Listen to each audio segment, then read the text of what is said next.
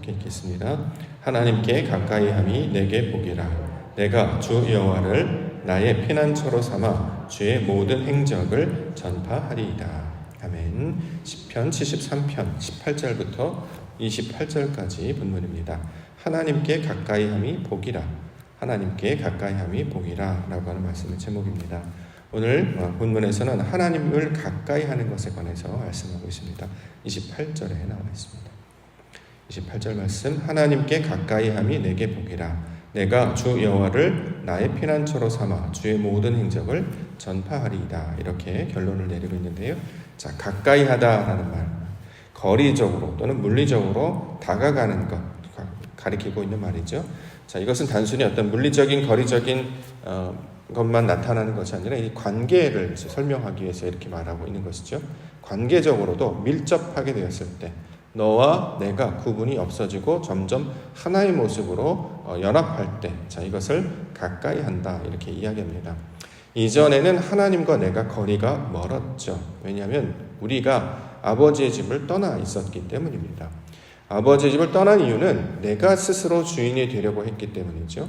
아버지에게 재산을 받아서 집을 떠났던 둘째 아들처럼 내 스스로 주인이 되겠습니다. 내 뜻대로 살아보겠습니다. 라고 하면서 하나님의 뜻에서 벗어나서 하나님의 성전에서 벗어나서 떠나 살던 둘째 아들의 모습과 똑같습니다.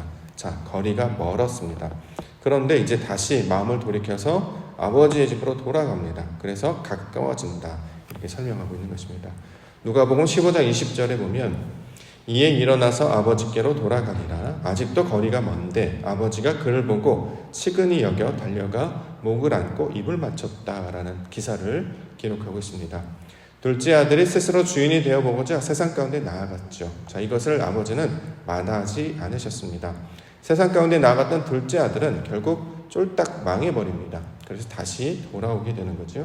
자, 돌아오는데 집까지 돌아오는데도 아직 멀었는데 아버지가 그것을 바라보시고 달려가 끌어안아 목을 안고 입을 맞추셨다. 그래서 가까운 상태로 맞이해 주셨다. 자, 이렇게 이야기하고 있습니다. 이제 그는 아버지의 집에 들어가서 새 옷을 입게 되고 가락지를 끼고 잔치를 참여하게 됩니다. 자, 이렇게 아버지의 집에 돌아오는 일, 좋은 일이다라는 것이죠. 그래서 이것을 오늘 본문에서는 내게 복이라 이렇게 설명하고 있습니다. 복, 성경에서는 이제 여러 가지 단어들로 설명하는데 여기서 말하는 복은 토부를 사용하고 있습니다. 토부, 보시기에 심히 좋았다라고 할 때 썼던 말씀, 하나님의 보시기에, 아버지의 뜻, 아버지의 섭리에, 하나님의 원래 계획하신 그 뜻에 맞아서 원리대로 행하여지게 되면 이것이 보시기에 좋았다 이렇게 썼는데 여기서는 이것을 복의 개념으로 설명하고 있습니다. 자, 좋은 일이라는 거죠. 아들이 아버지의 집으로 돌아가는 것, 성도가 하나님의 마음으로 돌이키는 것, 우리의 마음 가운데 우리 스스로가 주인으로 살다가 이제 하나님의 성전, 하나님의 그 마음 안에 들어가서 아버지의 다스림 가운데 살게 되는 것, 이걸 가까이 하다라고 사용하고 있는데 이렇게 되는 것이 지금 좋았다, 이것이 복이 되는 일이다 이렇게 말씀하고 있습니다. 자, 이처럼 내가 주인이 되어서 내 뜻대로 살던 상태에서 내 뜻대로 살지 아니하고 아버지의 집, 아버지의 마음 안으로 들어가는 것이죠. 하나님의 마음이 사실 우리 가운데 이제 침노하여 들어오시는데 우리가 그의 마음 가운데 들어가서 사는 상태, 그의 통치, 그의 말씀, 그의 진리, 그의 영 안으로 들어가서 살고 있는 상태, 이거를 복이라 이야기하고 이걸 피난처라는 말로 설명하고 있습니다. 성경에서 나오는 피난처, 도망가는 것, 숨는 것이다 라는 거 아닙니까? 어디로 숨습니까? 하나님께로 돌아가는 것이죠. 그래서 이걸 피난처라고 이야기하고 주의 모든 행적을 전파하다 이렇게 이제 기록을 했는데 이게 하나님 나라라는 뜻을 가지고 있습니다. 말씀 안으로 들어가는 거예요. 하나님의 나라가 우리 가운데 침노하여 들어와서 우리가 그의 말씀 가운데 살아가는 것, 주의 섭리 가운데 살아가는 것, 이걸 보통 하나님 나라 이렇게 얘기하고 이걸 다른 말로 천국이라고 그러죠. 천국은 저 멀리 있는 어떤 특별한 장소가 아니다라고 말씀드렸습니다. 천국은 장소의 개념이 아니라 상태의 개념이죠. 우리가 하나님 안에 거하는 상태, 말씀 안에 거하는 상태. 그러니까 내가 주인이 돼서 내 뜻대로 사는 것이 아니라 하나님께 모든 것들 내어 맡기고 그의 말씀 안에, 그의 섭리 안에 살아가는 상태를 천국이라고 말하는데 이것을 하나님 나라라고 부르고 오늘 본문에서는 주의 모든 행적을 전파하는 것으로 설명하고 있습니다. 알렙부터 하나님이 주시는 그 말씀부터, 하나님의 말씀부터 십자가 타우에 이르기까지 모든 것들, 하나님의 말씀들 태초에 하나님이 천지를 창조하셨다라고 선포해 주셨던 그 모든 말씀이 내 안에 들어와서 실제로 그렇게 작동하여 역사하게 되는 것입니다. 이게 모든 행적이잖아요. 주께서 말씀하시는 모든 일, 그것이 내 안에 실제로 이루어졌다. 이걸 하나님의 나라라고 부르는데요. 자, 이렇게 지금 이루어지고 있는 말씀을 하나님께 가까이함이 복이다, 이렇게 설명합니다. 내가 아버지 안에, 아버지가 내 안에 사는 것. 자, 이것을 우리는 구원이라고 부르기도 하고요. 구약에서는 이것을 동행한다, 이렇게 얘기하죠. 주님과 동행한다는 것이 무슨 뜻이냐? 하나님의 말씀 안에 들어가서 하나님의 통치함 가운데 살아가는 것을 가리키고 있는 말이죠. 자, 이렇게 하나님께서 우리를 하나님과 동행하는 자로 구원 얻는 백성으로 살게 해주신 줄 믿습니다. 그러므로 오늘도 제일 먼저 기도 가운데 나아갈 때 나의 뜻, 나의 방법이 아니라 하나님께서 기뻐하시는 뜻, 하나님께서 원하시는 뜻, 거기에 모든 것들을 내어 맡기고 믿음 가운데 살아가시는, 그렇게 주님과 동행하며 나아가시는 우리 믿음의 성도들과 교회가 되기를 원합니다. 내용들을 살펴보겠습니다. 가장 먼저 가까이 하게 되기까지 과정들을 좀 설명하고 있는데요. 가장 먼저 하나님의 집, 아버지의 집 안에 들어 살려면 가장 먼저 뭘 해야 되냐면 내가 망해야 합니다. 그 망하는 이야기를 먼저 설명하고 있습니다. 18절, 19절. 주께서 참으로 그들을 미끄러운 곳에 두시며 파멸에 던지시니 그들이 어찌하여 그리 갑자기 황폐되었는가? 놀랄 정도로 그들은 전멸하였나이다. 자, 성경에서 말하는 그들이라는 표현은 우리 말고 다른 사람들을 가리키는 말이 아니라 믿음 전, 육신의 상태로 살던 자의 상태를 그들이라고 이야기합니다. 자, 그렇기 때문에 그들은 결국 나를 가리키고 있는 말이죠. 말씀에 들어오기 전, 신앙을 갖기 전, 아버지를 알기 전, 자, 이런 상태를 그들이라고 이제 이야기합니다. 자, 그들이 어떻게 살아가느냐? 망했습니다. 왜냐하면 그냥 내버려 두셨기 때문이죠. 본문에 보면 미끄러운 곳에 두시며 파멸에 던지셨다. 그들이 황폐하게 되었고 전멸하였다, 이렇게 이야기합니다. 그 미끄러운 곳이 어디가 될까요? 결국 세상이라는 말이죠. 하나님께서 우리를 세상 가운데 두셨습니다. 광야 가운데 두셨습니다. 애굽 가운데 두셨습니다. 거기서 우리가 깨닫는 것은 망하게 되었도다라는 거죠. 왜요? 이것으로는 구원에 다다를 수 없다라는 것을 깨닫게 되는 거예요.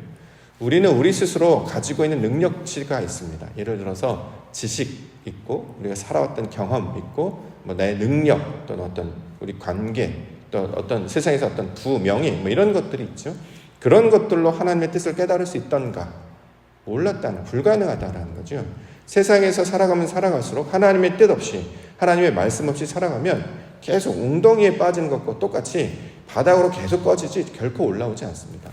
많은 것들을 가지고 물질들을 소유해야 하는데 그것을 통해 하나님을 발견했는가? 그렇지 않다는 거죠. 오히려 물질을 통해서 덧없고 무익함을 깨달았을 뿐이고, 지식이 많으면 번뇌도 많아지더라. 세상에 가진 것들이 많아지면 마음이 공허해지더라. 이게 솔로몬의 교훈이었지 않습니까? 자, 이처럼 세상 가운데 하나님 없이 자기 뜻대로 살아가게 되면 미끄러운 곳이라는 것이 되고 거기서는 넘어지게 될 것이고 결국에는 모든 것들이 무너지게 되는 파멸을 경험하게 됩니다. 자, 이게 이제 세상이고 이게 이제 율법주의로 살아가는 자신의 방식이다라는 거죠. 그렇게 하나님께서는 살도록 두셨습니다. 왜냐하면 육신을 의지하지 아니하고 우리를 붙잡아 주시는 그 하나님의 진리의 말씀을 의지하도록 세상을 학교처럼 보내신 거예요. 그래서 내가 무익하구나, 내 스스로는 살 수 없구나, 이걸 깨달으라는 거죠. 그렇게 되면 어떤 걸 알게 되냐면 아버지의 집이 얼마나 좋은지를 깨닫게 됩니다.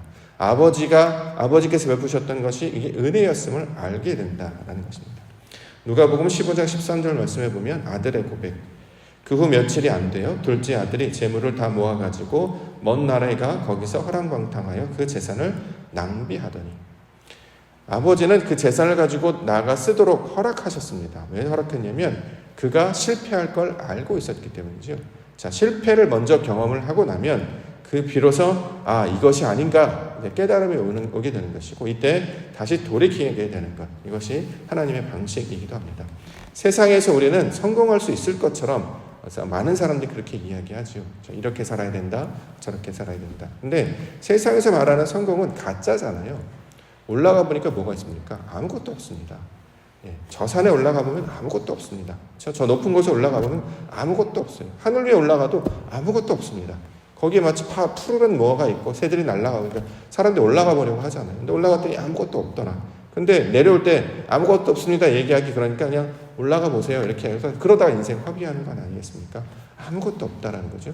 왜 아무것도 없냐면 거기서 발견하는 것은 내가 스스로 구원하는 것, 이 세상 가운데는 소망이 없어 발견하도록 우리 가운데 그렇게 하나님께서 모양을 보여주신 것입니다. 자, 이걸 깨닫게 되면 어떻게 되느냐? 꿈에서 깨어야 된다는 거지. 현실을 자각하게 된다. 이제 그 뜻입니다.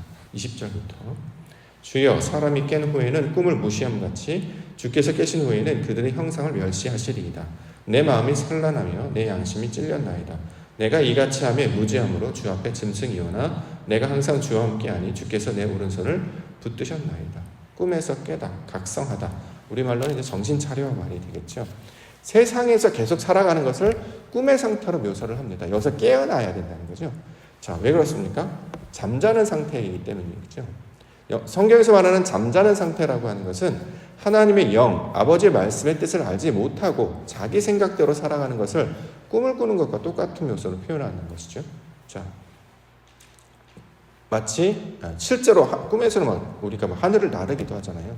제가 자주 꾸는 꿈 중에서 이제 늘 하늘을 나는 꿈, 그러다가 뚝 떨어지는 꿈 맨날 꾸는데, 자, 마치 하늘도 날고, 수영도 잘하고, 농구열은 덩크슛도 하고, 슛도 넣고, 무능력, 이게 초인력 같은 능력으로 자기 마음대로 이제 살아갑니다. 근데 이제 그것을 이제 깨게 되면 현실을 깨닫게 된다는 거죠. 어떤 것입니까? 나는 그런 존재가 아닌 것을 알게 되는 것입니다. 세상이 꿈처럼 펼쳐집니다. 우리는 이걸 꿈꾸는 것 같이 살지 아니에요. 여기서 깨어나야 되죠. 우리의 육신의 상태에서 결국 깨어나서 영적인 상태, 우리의 본질이 무엇인가, 우리의 목적이 무엇인가, 나는 누구며 어떻게 살아야 되는가를 알게 되는 것을 꿈에서 깬다라고 합니다. 그래서 이제 우리가 보통 잠자는 자들이 일어나는 것, 그래서 이것을 이제 룸이라는 말로 설명을 했는데, 자, 자는 자들, 누워있는 상태에서 일어나는 것을 영적으로 각성하여 하나님의 뜻을 깨닫는 것으로 성경이 묘사하고 있지 않습니까? 자, 이것들을 이제 발견하게 되는 거죠. 자신의 생각, 자신이 가지고 있는 그 가치에서 벗어나는 것을 가리키고 있는 말입니다. 공부 우리가 열심히 해왔어요. 지식도 많이 쌓았죠. 학위도 갖기도 하고 물질들도 차곡차곡 잘 쌓아놨습니다. 많은 관계들을 쌓아요. 모르는 사람이 없습니다. 한 달에 걸리면 다 나를 도와줄 수 있는 사람들이고 무언가 연결을 하면 무언가 힘을 얻을 수 있을 것 같기도 합니다. 심지어는 열심히 건강관리도 했기 때문에 몸도 건강한 것 같죠. 그런데 이것으로는 나를 지킬 수 없다는 거죠. 마음이 땅으로 꺼지는 것을 막아낼 수가 없습니다. 건강하게 살다가 멀쩡하게 있다가 갑자기 한순간에 마음이 막 꼬꾸라치는 경험들 해보시잖아요. 갑자기 세상이 헛되게 보이고 아무 무가치하게 보이고 나는 왜 사는 걸까, 무기력하게 느껴지는 것이 순간적으로 찾아오고요. 이 마음이라는 게 잡혀져 있지 않으면 막 자기 마음대로 막 날아다니지 않습니까? 미혹당해요. 막 이렇게도 가고 저렇게도 하고. 근데 대부분의 생각이 다 삐뚤어진 생각입니다. 좋은 마음을 갖지 않는다는 거죠. 부정적이고 비관적이고 비판하고 원망하고 불평의 상태, 이걸 꿈꾸는 상태는 똑같죠. 그러니까 무슨 말을 하는지 자기도 모르는 상태, 이게 이제 잠자는 상태였다라는 것입니다. 근데 거기서 각성해서 깨어나게 하시고 진리로 하나님을 발견하여 그 아버지의 집으로 돌아오게 하시는 일, 이것을 구원의 내용으로 설명하고 있습니다. 둘째 아들이 이제 각성하죠. 그래서 이렇게 고백합니다. 누가복음 15장 17절, 이에 스스로 돌이켜 이르되 내 아버지에게는 양식이 풍족한 품꾼이 얼마나 많은가, 나는 여기서 줄여 죽는구나. 내가 일어나 아버지께 가서 이르기를 아버지, 내가 하늘과 아버지께 죄를 지었사오니. 하나님 없이 살았다라는 것을 알게 되었다. 이걸 각성하다 이렇게 얘기하죠. 자, 그래서 마음을 돌이키는 일, 꿈에서 깨는 일, 하나님을 온전히 깨달아 아는 일, 자, 이것을 설명하고 있습니다. 자, 마지막으로는 주의 교훈으로 인도하셨다 설명하는데요. 24절부터 27절까지 보겠습니다.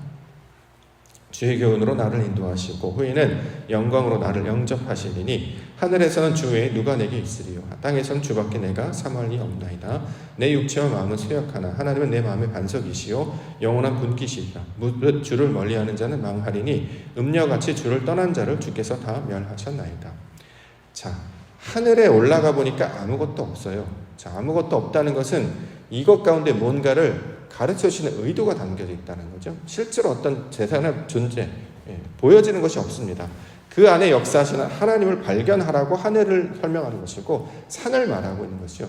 산은 정복의 대상이 아니라 하나님께서 만드신 그 뜻을 깨닫는 하나님이 가르친 하나의 우리에게 교과서, 우리를 하나님을 계시하는 방법과 도구에 불과하지 않습니까? 자, 이처럼 자신의 무익함, 자신의 연약함을 깨닫게 되게 되면 나를 붙드시고 지키셨던 분이 온전히 여호와 하나님임을 알게 됩니다. 자, 이래서 이제 자신의 생각이나 세상의 교훈들을 따라가지 아니하고 주의 말씀으로, 주의 교훈으로 인도함을 받는 것. 자, 이것을 구원의 내용으로 설명하고 있습니다. 둘째 아들이 아버지 집으로 돌아갔죠. 그랬더니 아버지는 어떻게 합니까? 좋은 옷을 입히고 가락지를 입고 잔치를 베푸셨다. 성경은 증거하고 있습니다. 누가복음 15장 22절부터 아버지는 종들에게 이르되 제일 좋은 옷을 내어다가 입히고 손에 가락지를 끼우고 발에 신을 신기라. 그리고 살진 송아지를 끌어다가 잡으라. 우리가 먹고 즐기자. 이 내 아들은 죽었다가 다시 살아났으며 내가 잃었다가 다시 얻었노라 하니 그들이 즐거워하노라. 자, 세상에 나아가 자기 뜻대로 살던 아들이 돌아와 아버지 안에 살게 되는 것, 이걸 구원이라고 이야기하는 것처럼 이미 구약에서부터 하나님을 가까이 하는 것이 어떤 것인지를 보여주고 있습니다. 자신의 생각, 자신의 경험, 여기 세상에 보여지는 것, 세상의 교훈들을 쫓아가지 아니하고 하나님을 발견하며 살라, 이걸 가르쳐주고 있다는 거죠. 대부분의 사람들은 육체는 살았으나 영적으로는 다 잠자는 상태로 살아가잖아요. 그래서 뭐가 뭔지 모르니까 그냥 열심히 합니다. 열심히 하면 뭔가 이룰 것이라고 생각한다는 거죠. 왜냐하면 남들도 그렇게 사니까요. 그런데 각성한 자들, 성령으로 깨어있는 자는 좀 다르게 살아갑니다.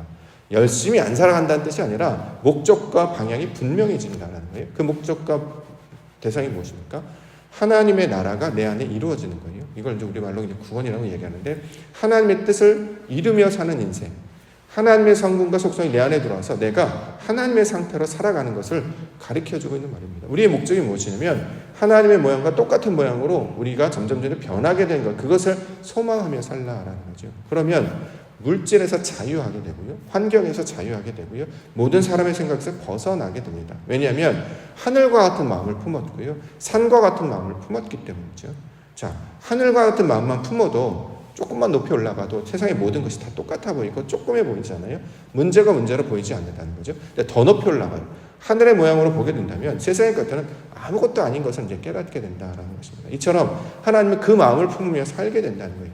세상에서 주어지는 환경이나 물질에 매이지 말고 그 안에 역사하시는 뜻이 무엇인가. 그래서 모든 상황 가운데 자기가 주인으로 살려고 아둥바둥하면서 살지 말고 이 모든 것 가운데 하나님의 뜻이 있음을 발견하며 살게 되면 작은 것, 그런 것에 마음을 뺏기지 않고 모든 것이 다 하나님이 다스리는 나라이기 때문에 참된 기쁨과 안식을 맛보게 됩니다. 우리 궁전에 살더라도 마음이 지옥같이 사는 사람들도 있죠. 그런데 비록 초가삼간이라도 하나님과 함께 있는 곳이 하나님의 나라같이 산다는 우리 찬송도 부르고 있지 않습니까? 자, 이것을 우리 가운데 가르쳐주고 있는 말입니다. 그 마음을 품으라는 거예요.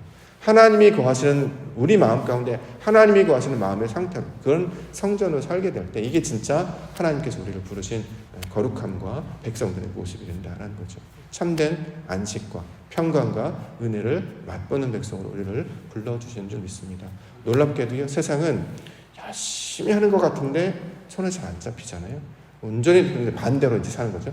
이렇게 놓으면 떠나갈 것 같은데 그렇지 않다는 거죠. 왜 그렇습니까? 하나님께서 우리를 붙잡고 계시기 때문입니다. 그가 역사하시기 때문입니다. 그래서 우리 시간이 지나면 어렸을 때는 자꾸 잡으려고 하는데 나이가 들어서는 반대로 조금씩 좀 놓아주죠. 놓는 연습들을 해야 된다라는 것입니다. 그러면 하나님을 발견하게 됩니다. 아, 하나님이 역사하시는구나. 아, 이 모든 일이 다 하나님이 하시는 일이구나. 이것을 발견하기 위해서 그때서부터는 참된 감사, 참된 찬송, 참된 감격이 우리 안에 터져나오게 되는 것입니다. 자, 이것들을 고백하며 하나님을 발견하시며 날마다 하나님이 하신 일을 바라봄으로 말미암아 주님과 동행하는 인생, 그렇게 구원받은 인생으로 살아가시기를 주의 이름으로 축원합니다. 기도하겠습니다.